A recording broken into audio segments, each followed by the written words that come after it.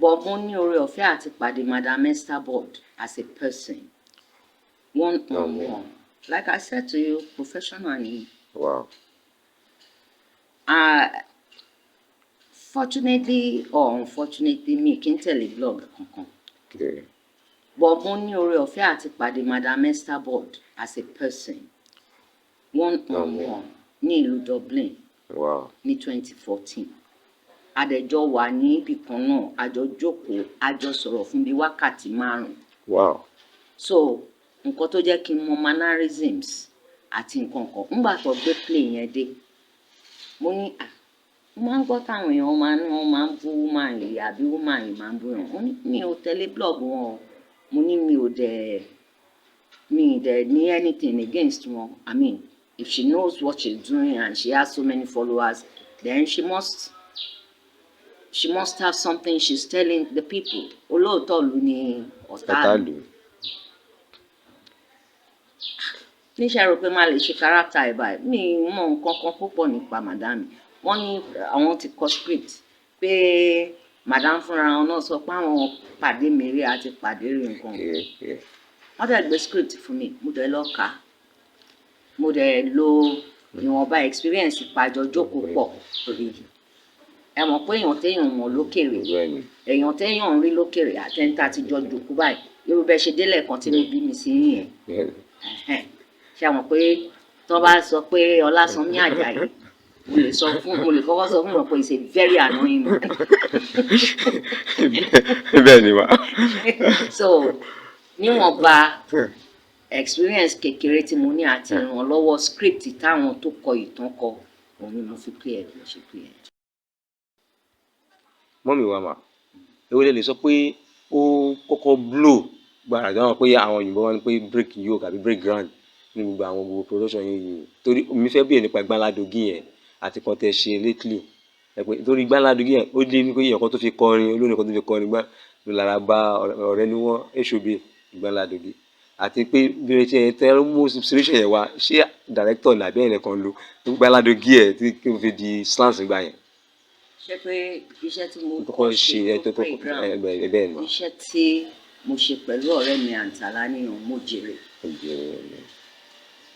Níbi tí iṣẹ́ náà tó break ground fún mi dé, àwọn olórin ńláńlá bíi Alhaji Wasiu Ayinde Marshal one fún Wasiu Ayinde. Torí inspiration èrè lọ́lọ́ọ̀jà ń jẹ, arílẹ̀yàn ká ó èrè lọ́lọ́ọ̀jà ń jẹ. Mo jèrè o, ara pé wọ́n wo fíìmù yẹn. Ara pé wọ́n wo fíìmù yẹn. Mo jèrè was my first big break and it was my second home video, but it was my first big break in home video industry. Ẹ̀yìn yẹn Tádé Ògìdán ṣe owó blow. No, before owó blow. Mo ṣe ti Olúwa nílẹ̀, mo play Mẹ̀múnà ń bẹ̀. Gbogbo slangs tí mo lò títí di ọ̀la àwọn nǹkan sì máa ń fi bá mi sọ̀rọ̀. Ó bòráàgì mi nǹkan kan bẹ́ẹ̀ yẹn. So alhamdulillah, in the sense that there's hardly any movie I am in that doesn't make things. Oye tí mo wọ̀n pé orí àwọn òbí ẹ̀ orí ìtẹ́ máa ń play. Ìgbánládògí yẹn, my late friend Toba Opaleye, he was a broadcaster. He had been reading, he wrote Opa. He wrote the script. Wow. He was going to publish it as a book. So he started reading it on his programs lórí rédíò. Ó dẹ̀ ní outlets tó pọ̀ tó ti máa ń ṣe àwọn radio programs ẹ̀yẹn Ọ̀ṣun, Èkó, Àkúrẹ́, Ìlọrin, Abẹ́òkúta, Ìbàdàn. Ìbàdàn gan pàápàá bí 3 different stations ló ti máa ń wá ṣe program on weekly basis. So ó ń ka story yẹn fún wọn lọ lórí rédíò, ó fún ní segment nínú program ẹ̀. Ó máa ń pè ní ìtàn ìgbésí ayé Àbẹ̀ní Ìgbánládògí.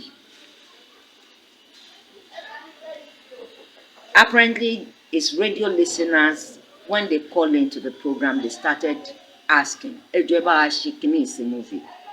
Ẹ bá wa ṣe sí movie. Okay. ó dàbẹ́ ni pé ṣé nafest ni mo lọ fún làbújá ń rí àyàn kò tí ì sí ẹ̀rọ àgbéléwọ́. Mo ṣáà wà làbújá wọ́n wá pe ilé wa wọ́n pe landphone nílé màmá mi nìbàdàn yẹn náà ni. Tí n bá dẹ̀ ti travel bẹ́ẹ̀ yẹn telephone number tó bá lè reach mi sí màá jẹ́ kán mọ̀. Mo rán I remember vividly well níjọ́ náà lọ́hùn pé Agora Hotel ní Abuja ni mo wà níjọ́ yẹn. Bí wọ́n ṣe connect call wọ yàrá mi nìyẹn. Mo ní call láti lè àmì ni ọ̀rẹ́ wa o Tájù ó wá o torí virtually àdúgbò kan náà láti dàgbà òun ọmọ Abẹ́bí èmi ọmọ Òkè Pad so we've known each other for like in fact ilé kéwú kan náà la lọ and all the stuff. So kí ló lè máa wá mi fún? Tó fi phone number lẹ̀ wọ́n lọ fi phone number lẹ̀ n bá pe phone number tán wọ́n fi lẹ̀. Nígbà tán máa gbé phone number tán fi lẹ̀ ọ̀rẹ́ mi òun náà ti dolóògbé kábíyèsí Ọlọ́run I glorify your name. Yọmí Ògúnmọ́lá ó gbé fóònù jọ́nà. Yọmí bá sọ mi pé tọ́ba ló ní kí n pè ẹ́ o báyìí wọ́n fẹ́ ṣe múvì kan nǹkan ìgbà wo ni máa dé mo bá fún wọn déètì máa dé wọ́n ní a ti máa bọ́ sóko ní èdè before then mi ò lè dé ṣáájú ìgbà yẹn torí scheduled flight ni mò ń bá bọ̀ Èkó dẹ̀ ni màá land sí kò ń ṣèbàdàn so màá yìí travel láti Èkó dé Ìbàdàn kó tó di wípé màá ṣẹ̀ṣẹ̀ lọlé lọ já ẹrù múlẹ̀ mi tí mi ní script yín lọ́wọ́ mi mọ nǹkan tí lè mú wá nǹkan gbà tí ṣàdébẹ̀ mo rí wọn.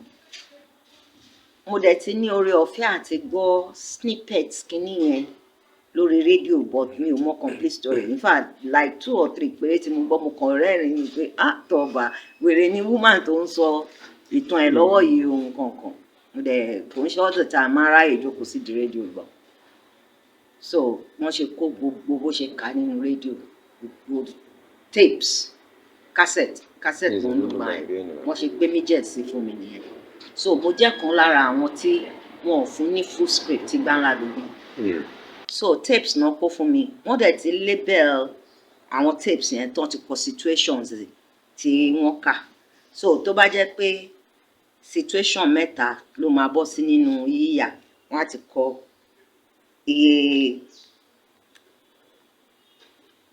wọ́n á ra kọ synopsis so tó wọ́n bá ti fẹ́ yá sí yẹn wọ́n á kàn sọ fún mi pé kí n lọ wo ẹnìkan ní index àwọn tapes yẹn lọ á kàn sọ fún mi pé kí n lọ wo tape number so títàárìn yẹn la fẹ́ gbọ́ màá scroll débẹ̀ màá gbọ́ bí tó bá ṣe kà á so basically I was using my own language but Igbanla Dogi yẹn Tọ́ba ló ní slang yẹn àwọn èèyàn dẹ̀ ti mọ slang yẹn well before we shot the movie so at the end of the day I got to know pé ìtàn ìgbésí ayé tenant popsi ẹ̀ kan ni. Wow. Wọ́n dẹ̀ ní slang yẹn làwọn sisi Èkó máa ń lò in the late 50s or early 60s. Igbanla Dogi wo mẹ́tàdínlọ́gbọ̀n ẹ̀. So bí ọ̀rọ̀ Igbanla Dogi ṣe jẹ́ nìyẹn. Wow. Ẹ ṣeun gan mọ́mì wa ẹ ṣeun gan.